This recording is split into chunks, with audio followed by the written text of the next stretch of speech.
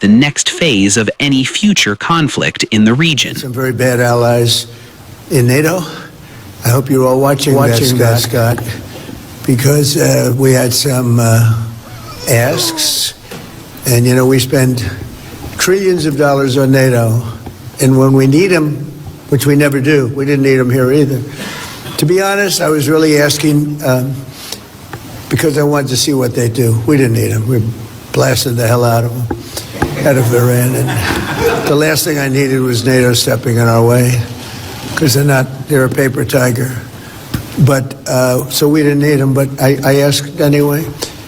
And they probably think I'm the worst salesman ever. I was the worst. They would have much preferred Franklin Graham or somebody that's a good salesman than Trump, because I'd say, we'd love to have some help. Oh, President, I'm not sure that we can. Oh, that's okay. You don't want to do it? Well, if we, oh, that's okay. You don't have to do it. So he gets off, probably says, man, that was easier than I thought. Then I call up France, Macron, whose wife treats him extremely badly. And he's still recovering from the right to the jaw. And I say, Emmanuel, we'd love to have some help in the Gulf, even though we're setting records and knocking out bad people and knocking out ballistic missiles. We'd love to have some help. If you could you please send ships immediately? No. We cannot do that, Donald. We can do that after the war is won. I said, no, I don't need after the war is won, Emmanuel. Many of them said, we'll be there after the war is completed.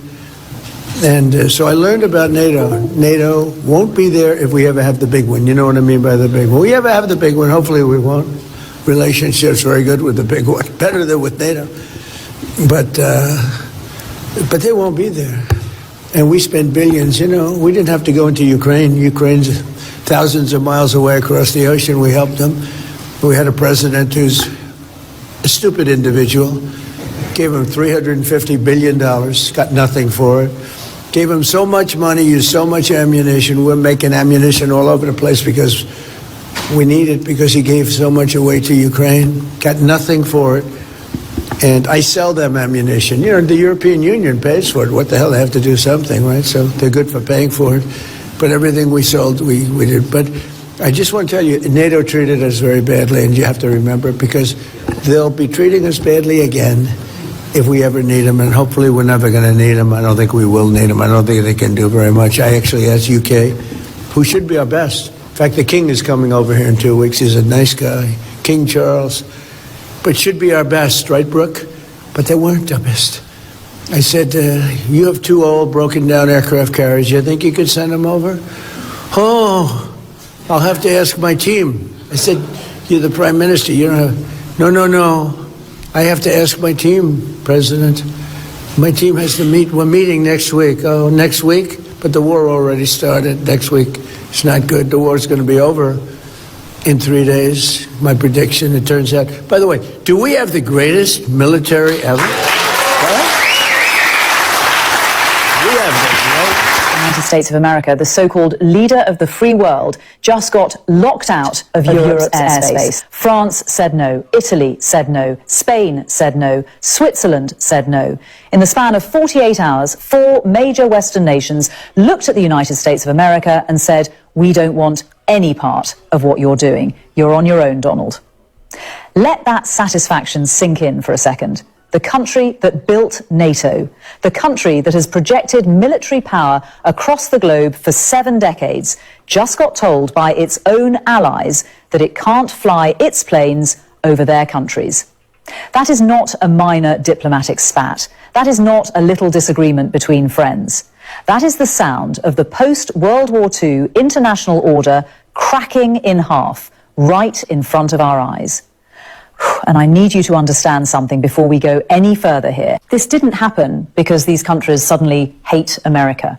This didn't happen because the French woke up one morning and decided they wanted to pick a fight. This happened because Donald Trump, the man sitting in the Oval Office, has spent his time in power systematically destroying every single relationship the United States has built over generations. He threatened NATO. He attacked allies. He cozied up to dictators. He launched a war in Iran without consulting anyone. And now he's shocked that nobody wants to help him. I mean, how dumb do you have to be? Look, let's walk through this piece by piece, because the details here are staggering when you actually lay them all out on the table. So here's what happened. France and Italy officially joined Spain and Switzerland in denying the United States any military support or airspace for Trump's war in Iran. And it's not just the US that got shut out. Israel wanted to use French airspace to transport American weapons that were going to be used in the Iran conflict. And France said, absolutely not. France flat out refused. And Italy? Italy told the United States that if they want to use Italian military infrastructure for purposes outside of existing agreements, they need special permission. And guess what? Trump's Iran war doesn't fall under any existing agreement. So the answer from Italy was, no, you don't get to use our country as a pit stop for your unauthorized military adventure. Now think about that for a second. These are NATO allies. These are countries that have stood shoulder to shoulder with the United States through the Cold War, through the Balkans, through Afghanistan, through countless military operations over decades. And in the span of a few months, Donald Trump has managed to alienate them so completely, so thoroughly, that they won't even let American planes fly over their territory. That's not just a policy disagreement, that's a full-blown divorce. And what was Trump's response to all of this? Did he reflect? Did he pause and think, maybe I should have talked to my allies before launching a major military operation in the Middle East? No, of course not. This is Donald Trump we're talking about. He went on the attack. He accused France of blocking military equipment. He attacked France and the United Kingdom throughout the day. He basically threw a tantrum like a child who got told he can't have dessert and then flipped the table over. And then, and this is the part that should make every American sit up straight in their chair, Trump said the United States should consider withdrawing from NATO. Let me say that again so it really lands. The President of the United States suggested that America should pull out of the military alliance that has been the backbone of Western security since 1949. An alliance that was specifically created to prevent the kind of catastrophic global conflicts that killed tens of millions of people in the first half of the 20th century. Trump wants to throw that in the garbage because France wouldn't let his planes fly over their country for a war he started without asking anyone. And it wasn't just Trump. Marco Rubio, the Secretary of State, went on Fox News and echoed the exact same thing. And I want to break down what Rubio said because the framing he used is so dishonest, so manipulative that it deserves to be pulled apart word by word. Rubio said, and I'm paraphrasing the substance here, that he used to be one of the strongest defenders of NATO in the Senate because he saw value in it. He said NATO wasn't just about defending Europe, it was about having military bases in Europe that allowed the US to project power around the world. But now, he said, if NATO means we can't use those bases when we need them, then what's the point? Then it's a one-way street. Then we're just there to defend Europe, but when we need help, they say no. Here's the reality of what Rubio just did there. He reframed the entire situation to make it sound like America is the victim, like America has been this generous benefactor, just giving and giving and giving to ungrateful Europeans who won't return the favor. But that is a complete distortion of what's actually happening. The reason these countries are refusing to cooperate isn't because they don't value the alliance. It's because Donald Trump launched an unlawful war. A war that none of these countries were consulted about, a war that none of them agreed to, a war that violates international norms. And then he showed up at their door demanding they participate. That's not how alliances work. That's not how partnerships work. You don't ignore your partners, go rogue, start a fire, and then get mad when they won't help you put it out. And let's talk about what Rubio said regarding the Strait of Hormuz, because this was equally disturbing. Rubio basically said, the Strait of Hormuz is international waters, and what Iran is doing there is illegal under maritime law. But then he said, it's not really America's problem. The US doesn't get much energy through the strait. It's Europe's problem. It's Asia's problem. Let them. Esau. Shalom, Israel. First and foremost, I want to give all honor, glory, and praise unto Yahawah, Ba'Shem YAHAWASHI, Ba'Shem Kwakwidash. Double honors to the elders and apostles of the great millstone, Shalom to mighty Akim Wathim, who are diligently waiting to be delivered from this final captivity, as well as the speckled bird that may look like the other nations, but are actually Yasharallah. This is Brother Kavakab coming at you with another lesson. Today's lesson is going to be on this thing, like this whole why isn't NATO helping me? This, that, and the third. We're in an alliance. This, that, and the third.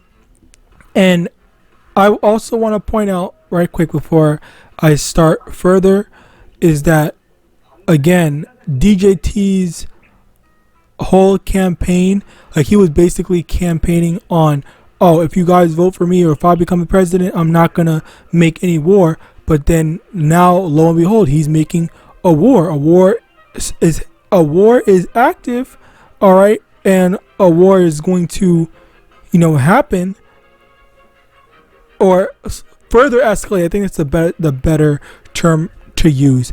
The war is going to further escalate as a result of what's going on right now. So with that being said, I think it's incredibly, I don't even know a proper term, but I think it's incredibly evil that he basically painted them out, his allies out to be, which I don't even mess with them like that. But it's crazy how we have this matter of, we started this war behind your back and stuff like that. We didn't consult you guys, but why aren't you guys helping? Why aren't you guys doing all this stuff? Like, you have to unconditionally do this stuff. But they're standing on, with the other people, they're standing on saying, this is illegal. You basically broke their treaties.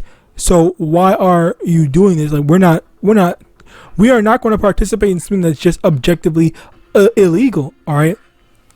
And goes against all of our things and all of our treaties / agreements and stuff like that. So as a result of that, you have this guy who is throwing a temper tantrum because of the mess that he made, and then because people don't want to kiss his ass and just clean up the mess that he made. As you basically heard what the woman, whatever news anchor, I guess, was saying, where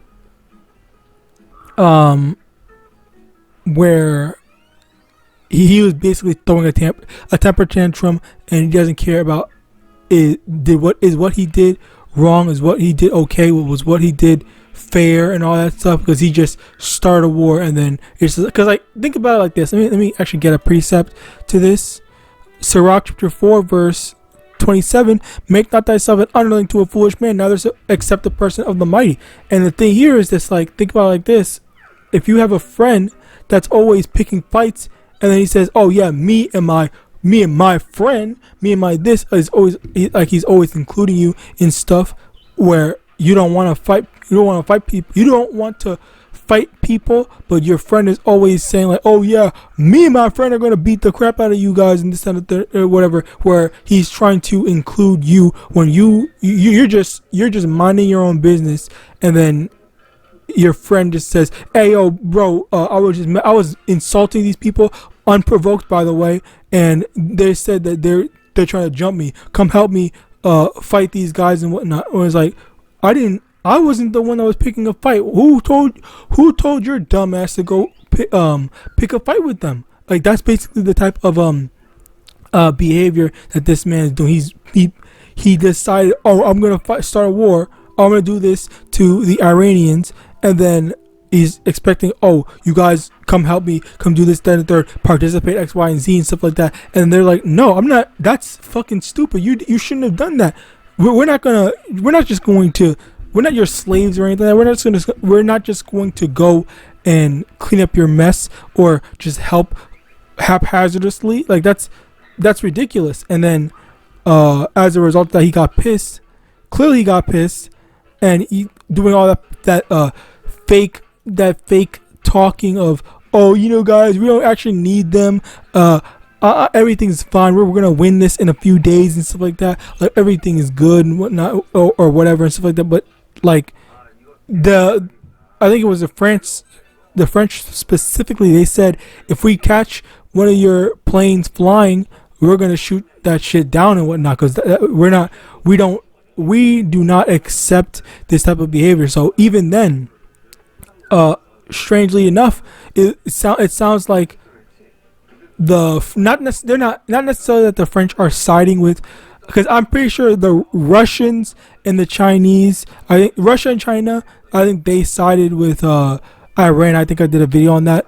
But the main thing is how France, while they didn't technically or fully side with Iran, what they're doing is like, it's kind of a matter of if it gets in my way, or if I see any type of affiliation to something that's illegal, then I'm going to act accordingly in terms of the thing, not as an ally, but as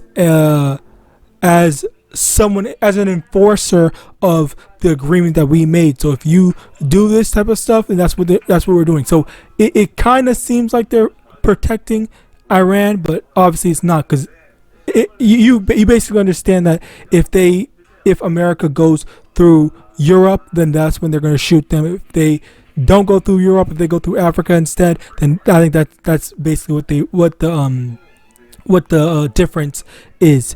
With that being said, Slocky about that. With that being said, this type of just haphazardous, evil, selfish behavior.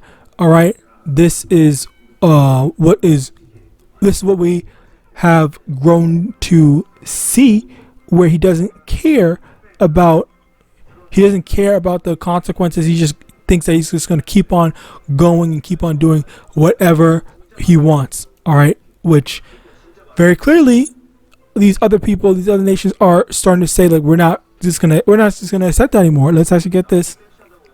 In Jeremiah chapter 51 verse 7, Babylon hath been a golden cup in the Lord's hand, that made all the earth drunken. The nations have drunken of her wine, therefore the nations are mad. So over here, the nations have drunken of her wine, therefore the nations are mad. Meaning the nations are mad from consuming, accepting the doctrine of Babylon, but also the generality of the other nations being fed up with Esau, Edom / Babylon / America. Okay, this is where we are currently at right now, where these people, they end up despising Babylon.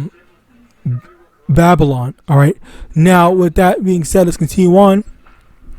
Obadiah chapter 1 verse 1. The visions of Obadiah, thus saith the Lord Yahweh, concerning Edom. We have heard a rumor from the Lord, and an ambassador is sent among the heathen. Arise ye, and let us rise up against her in battle. Behold, I have made thee small among the heathen, thou art greatly despised. The pride of thine heart hath deceived thee, that thou that dwellest in the clefts of the rock, whose habitation is high, that saith in his heart, who shall bring me down to the ground? Though thou exalted thyself as an eagle, and though thou set thy nest among the stars, thence will I bring thee down, saith the Lord. So let me also get this, and I'll end it off there. Ezekiel chapter 28 verse 2. Thus say, Son of man, Ezekiel 28 verse 2. Son of man, say unto the prince of Tyrus, thus saith the Lord Yahweh, because thine heart is lifted up, and thou hast said, I am a power, I sit in the seat of Yahweh in the midst of the seas, yet thou art a man and not Yahweh. Though thou set thy heart as the heart of Yahweh. Verse 7, just jumping on to verse 7. Behold, therefore I will bring strangers upon thee, the terrible of the wit of the nations, and they shall draw their swords against the beauty of thy wisdom, and they shall defile thy brightness. So basically, YAHAWASHI, because of all the arrogancy that these people have, because they have all that great pride of thinking that they are they're number one, they're at the top, they're everything, they can do whatever they want, uncontested and stuff like that. So as a result of that, the Lord is going to send nations to strangers to humble them down. So with that, I pray this lesson was edifying. I want to give all honor, glory, and praise unto Yahweh, Hashem, Yahawadah, Hashem, double honor to the elders and apostles of the great millstone of Babylon. Shalom.